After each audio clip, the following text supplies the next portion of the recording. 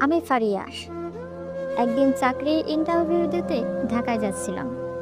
মিরপুর ২ এর মোড়ে হঠাৎ রাস্তায় চোখ পড়ল একটা ভাঁজ করা কাগজ। কৌতূহলবশত কাগজটা খুলে পড়তে শুরু করলাম। চিঠি লিখেছেন একজন অসহায় পিতা, যেখানে লেখা, আমি একজন দরিদ্র কৃষক।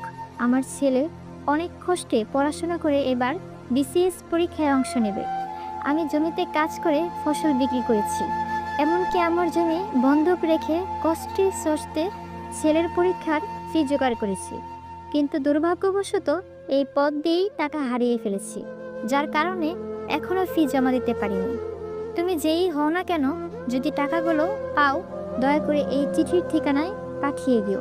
ইতি একজন অসহায় পিতা। আমি ফারিয়া। একদিন চাকরির ইন্টারভিউ দিতে ঢাকায় যাচ্ছিলাম।